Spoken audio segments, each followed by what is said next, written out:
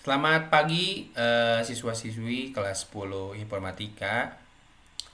Eh, Perkenalkan, nama Bapak Ilham Jeni Rahman. Kali ini Bapak akan menyampaikan materi tentang flowchart atau diagram alir. Oke, sebelum kita masuk ke pembelajaran, apa kabar hari ini? Baik semuanya, sehat? Ada yang sakit? Oke, atau ada yang izin nanti ke bapak absen terlebih dahulu ya. Oke, Mas. Oke, silahkan seperti biasa untuk melakukan pembiasaan mengaji kultum dan sholawat. Oke, selanjutnya untuk agenda pembelajaran hari ini yang pertama itu adalah pengenalan flowchart. Kemudian yang kedua adalah simbol flowchart. Kemudian ketiga itu perancangan flowchart. Dan kemudian keempat yaitu refleksi. Oke, sebelum kita masuk ke materi, oke, ada di sini yang tahu bagaimana menuliskan sebuah algoritma dalam bentuk diagram alur atau flowchart mengenai sebuah kasus. Atau di sini ada yang sudah mengenal apa itu flowchart? Oke. Oke, ternyata ada yang jawab. Alhamdulillah. Jadi, mungkin di sini siswa-siswi ada yang sudah pernah mengenal flowchart atau mungkin di sini juga ada yang belum pernah mengenal flowchart. Mari kita sama-sama untuk belajar bagaimana flowchart dan apa itu flowchart, kemudian bagaimana cara membuat atau merancang flowchart.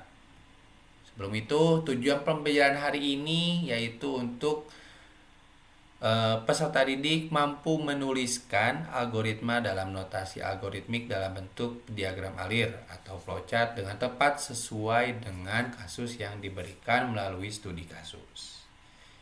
Nah, diharapkan peserta didik di sini siswa-siswi bisa setelah pelajaran atau pertemuan ini dapat menuliskan atau merancang membuat flowchart sesuai dengan kasus yang diberikan dengan tepat sesuai dengan simbol-simbol yang sudah diajarkan.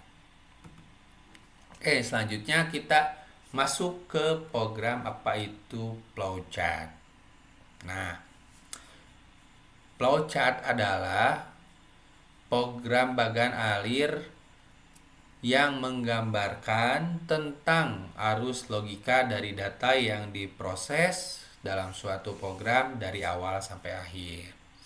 Jadi secara garis besar, flowchart itu adalah penyajian algoritma yang menunjukkan tentang bagaimana sebuah proses itu berjalan dari awal sampai akhir. Misalnya kita proses tentang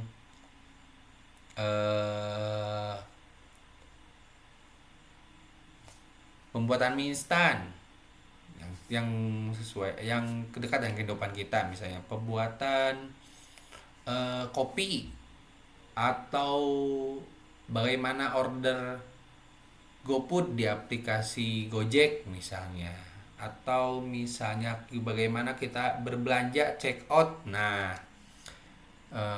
melalui m-banking atau internet banking. Nah, pokoknya itu adalah sebuah proses yang terjadi. Seperti juga di komputer, bagaimana suatu proses itu terjadi dari mulai input, kemudian juga proses di dalamnya, di dalam komputer, misalnya masuk data ke server, kemudian dikeluarkan melalui atau misalnya penyimpanan cloud atau cloud computing atau cloud server dan lain sebagainya. Oke, selanjutnya kita masuk ke simbol flowchart. Ada yang berbentuk oval, warna kuning itu adalah simbol yang digunakan untuk menyatakan awal dan akhir dari sebuah proses. Yang kedua ada simbol input atau output yang dinyatakan dalam bentuk jejar genjang. Kemudian yang ketiga simbol keputusan yang dinyatakan dalam bentuk belah ketupat. Nah, yang warna ungu ini. Kemudian yang keempat itu ada simbol proses yang dinyatakan dalam bentuk persegi panjang. Yang kelima itu adalah sama bagian akhir yang dinyatakan dalam bentuk oval. Kemudian ada tanda panah. Nah, tanda panah ini adalah simbol kemana arah aliran proses ini. Seperti misalnya dari aliran proses pertama, yang kedua berarti arah alirannya dari satu ke proses kedua. Seperti itu. Nah, silahkan sampai tentang simbol ada yang mau ditanyakan? Oke. Nah, ada yang mau ditanyakan. Oke, mungkin bertanya tentang apa bagaimana kita cara menentukan urutan dari sebuah proses. Nah, maka dari itu bagaimana kita caranya menentukan sebuah urutan dalam suatu proses itu kita menggunakan atau memakai logika berpikir kita. Misalnya kita contoh sehari-hari itu order di Shopee misalnya, order barang dengan melakukan pembayaran m-banking. Nah, pertama kita buka dulu Shopee-nya, kemudian kita buka cari barang yang ingin dibeli, misalnya sepatu, kemudian pilih ukuran, pilih warna, kemudian juga pilih setelah pilih warna, pilih barang, kemudian klik check out. Setelah check out, masuk ke keranjang, kita pilih alamat tujuan, setelah alamat tujuan kemudian juga pilih cara pembayaran, kemudian kita transfer, kemudian kita konfirmasi pembayaran. Seperti itu. Nah, mungkin kalau misalnya di hal itu bisa kita sajikan dalam bentuk flowchart. Nah, ini salah satu contoh dari flowchart bagaimana kita membuat kopi. Yang pertama, mulai ke dalam bentuk oval, kemudian juga ambil kopi, air panas, gelas, dan sendok itu dalam bentuk persegi panjang. Kemudian juga ada ini input, tanda input itu atau masukan berarti itu tanda input dengan berbentuk jajar genjang.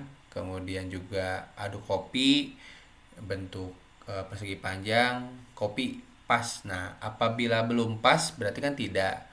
Nah, kopi pas ini kan ada pilihan. Kalau belum pas berarti tinggal masukkan air, kalau kurang airnya. Kalau sudah pas berarti siap diminum. Nah, mungkin teman-teman di sini siswa-siswi ada yang mau ditanyakan? Oke, selanjutnya kita sebelum melakukan atau menyajikan alur proses dalam bentuk flowchart, maka kita harus baca dulu nih. Yang pertama kita baca atau kita buat. Biasanya ada deskripsinya, itu kita baca deskripsi atau kita bayang-bayangkan. Misalnya ada soal contoh, buatlah flowchart tata cara order Gojek misalnya, seperti itu. Kita harus bayangkan bagaimana cara mengorder ojek. Setelah kita semua bayangkan secara berurutan, kemudian kita bisa sajikan alur prosesnya ke dalam bentuk flowchart. Oke, semuanya studi kasus. Nah, kita akan belajar studi kasus. Kita akan kasus tentang buatkan flowchart dalam proses pembuatan mie instan. Tuliskan di LKPD masing-masing. Nanti kita 10 menit untuk pembuatan flowchart tersebut. Nah, setelah teman-teman di sini siswa-siswi melakukan pembelajaran dari mulai awal sampai akhir, pengenalan flowchart sampai juga perancangan flowchart. Nah, silahkan tuliskan bagaimana perasaan kamu setelah belajar materi ini. Ada yang ngantuk, ada yang senang, ada yang biasa aja, ada yang pusing mungkin tentang belajar flowchart ini. Kemudian juga apa yang kamu dapatkan pada pertemuan hari ini? Apa yang dapat ilmu dapatkan, misalnya ilmu tentang flowchart, akhirnya saya tahu flowchart dan lain sebagainya. Kemudian selanjutnya apa yang harus diperbaiki dari pertemuan ini? Bapak terlalu cepat ngejelasin misalnya, Pak, pakai dong Pak video biar lebih biar lebih mengerti saya. Nah, seperti itu. Nah, silahkan tuliskan supaya nanti Bapak mengajar di pertemuan depan itu bisa lebih baik. Seperti itu. Nah, terima kasih teman-teman di sini, siswa-siswi telah mengikuti dari awal sampai akhir. Mohon maaf bila ada kesalahan. Silahkan apabila ada yang ingin ditanyakan, boleh ditanyakan di luar kelas. Bisa Bapak langsung datang langsung ke Bapak boleh, atau lewat handphone juga bisa. Silahkan. Terima kasih atas perhatiannya.